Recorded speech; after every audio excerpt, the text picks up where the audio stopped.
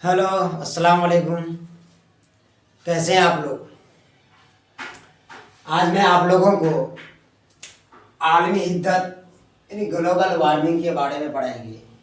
इसका अगला video chapter number 6 का सी चैप्टर नंबर 6 है ये। इसका मैं अगला वीडियो में पूरा तफसील से बताया और आज मैं इसी का तमाम सवालात का जवाबात हम आपको बताएंगे बिल्कुल आसान अंदाज में। क्या है? बिल्कुल आसान अंदाज में सभी सवालात व जवाबात बिल्कुल आसान में। और इस चैप्टर से जो अभी जो हम सवालात 7 सवालों का जवाब हम आपको पढ़ाएंगे बताएंगे बिल्कुल आसान अंदाज में। इनमें से 5 नंबर आपका पक्का है, कहीं 5 नंबर जाने का नहीं है, इसलिए बिल्कुल गौर से आप देखेंगे और इसको आखिर में स्क्रीनशॉट भी ले लेंगे, जो हम आपको वक्त देंगे 5-7 सेकंड का स्क्रीनशॉट लेने के लिए। तो हम शुरू करते हैं कि आलमी हिद्दत या ग्लोबल वार्मिंग। आलमी हिद्दत उसका नाम है और उसी को अंग्रेजी में ग्लोबल वार्मिंग कहते हैं। तो चलिए शुरू करते हैं हम पहला सवाल कि पहला सवाल क्या कह रहे हैं। पहला सवाल में है कि जमीन सभी जानदारों के लिए मुनासिब है या गैर मुनासिब। कहता है कि जमीन जिस पृथ्वी पर हम लोग रहते हैं ये सभी जीव जंतु के लिए मुनासिब है या गैर मुनासिब। तो उसका जवाब है, जवाब नंबर 1, हम लोग जिस जमीन पर बसते हैं वह एक सैयारा है। कहता है हम लोग जिस जमीन पर बसते हैं वह एक सैयारा है, यानी कि वह एक ग्रह है, यानी प्लैनेट है। ये जमीन सभी जानदारों के लिए बहुत मुनासिब है। कहता है कि ये जमीन सभी जानदारों के लिए बहुत मुनासिब है, इसलिए कि यहाँ सभी चीज़ें अवेलेबल है। हवा, पानी, रहने सहने के लिए बेहतरीन जगह जो आपके लिए मुनासिब है। अगला सवाल है दूसरा नंबर का। कहता है कि ग्लोबल वार्मिंग कैसा मसला है। ग्लोबल वार्मिंग कैसा मसला है? तो ये मसला है, कहता है कि ग्लोबल वार्मिंग एक संगीन और आलमी और चैलेंज मसला है। ग्लोबल वार्मिंग एक संगीन आलमी मसला और चैलेंज बन गया है। दुनिया के सारे साइंसदान इस मसला पर फिक्रमंद है। दुनिया के सारे साइंसदान इस मसला पर फिक्रमंद है, इसलिए कि ये बहुत ही खतरनाक मसला है, संगीन है और आलमी मसला है। आलमी यानी यूनिवर्सल, वर्ल्ड लेवल पर ये मसला है। अगला सवाल है 3 नंबर में। कहता है कि ग्लोबल वार्मिंग है क्या। ग्लोबल वार्मिंग है क्या? तो कहता है कि पिछले 30-40 वर्षों से, कितना? पिछले 30-40 वर्षों से हमारी जमीन का दर्जा हरारत में जो औसतन इजाफा हो रहा है, लगभग जो इजाफा हो रहा है, इसे माहिरीन माहौलियात यानी जो इन्वायरमेंट की जो वैज्ञानिक है, साइंसदान है, वो कहते हैं कि तमाज़ते अर्जी में तदरीजी इजाफा ग्लोबल वार्मिंग का नाम दिया गया है। यानी ज़मीन में जो अभी टेम्परेचर जो इतना बढ़ रहा है, इसी का नाम जो माहिरीन माहौलियात है, जो इन्वायरमेंटल साइंटिस्ट है, वो इसका नाम ग्लोबल वार्मिंग दिया है। इसी का नाम ग्लोबल वार्मिंग दिया है। अगला सवाल है 4 नंबर का।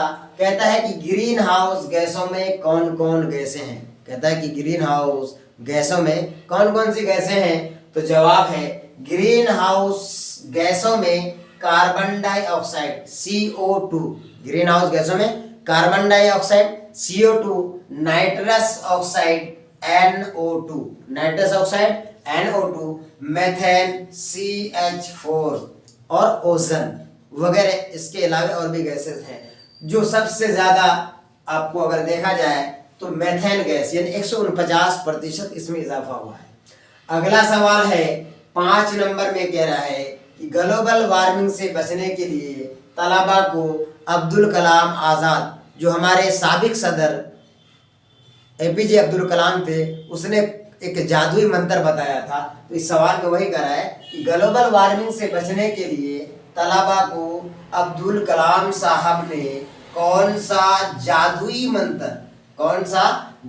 मंत्र दिया था। तो ये बहुत ही बेहतरीन मंत्र दिया था हमारे पूर्व राष्ट्रपति जनाब APJ अब्दुल कलाम ने। वो भी एक साइंटिस्ट थे। तो जवाब में क्या रहा है कि 27 दिसंबर से 31 दिसंबर तक 2008 ईस्वी में 5 दिनों का बाल विज्ञान कांग्रेस यानी चाइल्ड साइंस कांग्रेस नागालैंड के शहर दीमापुर में मुनाकिद किया गया था। चाइल्ड साइंस कांग्रेस नागालैंड के शहर दीमापुर में मुनाकिद किया गया था। एक प्रोग्राम का इनेकाद किया गया था जिसमें मेहमान खुसूसी के तौर पर साबिक सदर हिंद यानी हिंदुस्तान के राष्ट्रपति, जिसको राष्ट्रपति कहते हैं हम लोग यहाँ लिख दिए हम उर्दू में, और आलमगीर शोहरत याफ्ता यानी ये जो हमारे एपीजे अब्दुल कलाम थे, ये पूरे वर्ल्ड में इसका डंका बज रहा था क्योंकि हम भारत में इसको मिसाइल मैन के नाम से भी जानते हैं। शोहरत याफ्ता साइंसदान जनाब एपीजे अब्दुल कलाम साहब शिरकत किया था इस 2008 के प्रोग्राम में। इसी में अब्दुल कलाम साहब ने तकरीर करते हुए ग्लोबल वार्मिंग से बचने के लिए तलबा व तालिबात और जितने असातिज़ाए किराम उस प्रोग्राम में शामिल हुए थे तो सबको एक जादू मंत्र दिया था कि 10 साल से 17 साल की उम्र वाले 20 लाख बच्चे अगर 5-5 दरख्त यानी पेड़ लगा दें तो हमारे ज़्यादातर मसाइल हल हो जाएंगे। क्या कहते हैं कि ज़्यादातर हमारे मसाइल हल हो जाएंगे और ग्लोबल वार्मिंग से जैसे संगीन आलमी मसला से निजात हम पा सकते हैं। तो ये 5वां नंबर का सवाल है और ये बहुत ही इम्पोर्टेंट है।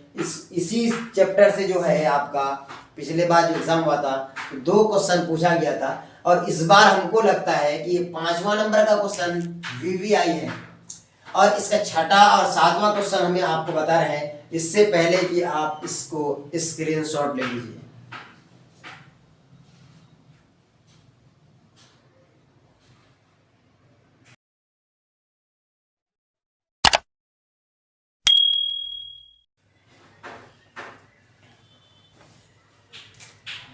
छह नंबर का सवाल है, कहता है कि ग्लोबल वार्मिंग के क्या असबाब हैं, यानी उसका सबब क्या है, ग्लोबल वार्मिंग होने की वजह क्या है, ये कौन सा चीज़ इफेक्टेड करते हैं उसके बारे में ये सवाल है और इम्पोर्टेंट सवाल है। कहता है कि ग्लोबल वार्मिंग के क्या असबाब हैं, तो कहता है जवाब नंबर 6 में कि ग्लोबल वार्मिंग के असबाब या वजह, असबाब को हम सबब भी कहेंगे, सबब का जमा असबाब है और उसको वजह भी कहेंगे या कारण भी कहेंगे।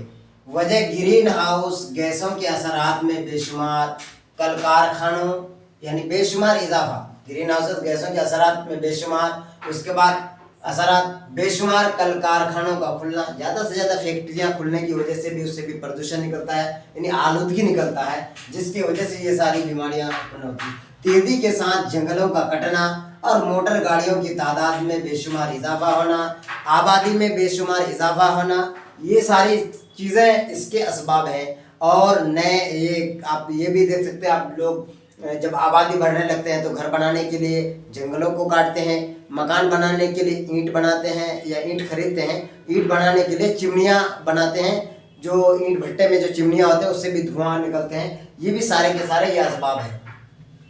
तो ये हुआ कि ग्लोबल वार्मिंग के क्या असबाब है, तो ग्लोबल वार्मिंग के असबाब या वजह ग्रीन हाउस गैसों के असरात, बेशुमार कल कारखानों का खुलना, तेज़ी के साथ जंगलों का कटना और मोटर गाड़ियों की तादाद में बेशुमार इजाफा होना और आबादी में इजाफा, ये सारी चीज़ें हैं। 7 नंबर में है, कहता है कि ग्लोबल वार्मिंग के तशवीशनाक असरात क्या है, यानी उसमें सोचने वाली खतरनाक किस्म की कौन से असरात हो सकते हैं।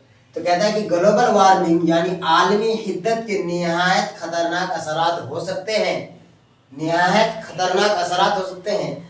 इस आलमी हिद्दत के इजाफा के नतीजा में क्या है, नतीजा में एक वक्त ऐसा भी आ सकता है कि ज़मीन का दर्जा हरारत बहुत ज़्यादा बढ़ सकता है, ज़मीन का टेम्परेचर तापमान काफ़ी बढ़ सकता है, जिसका नतीजा होगा कि समंदर के अंदर, किसके अंदर, समंदर के अंदर बड़े बड़े तोदे पिघलने लगेंगे। तोदे का मतलब कि बड़े बड़े जो बर्फ़ की सिल्लियाँ होती हैं उसको जो आइस कहते हैं, वो गर्मी की वजह से पिघलने लगेंगे।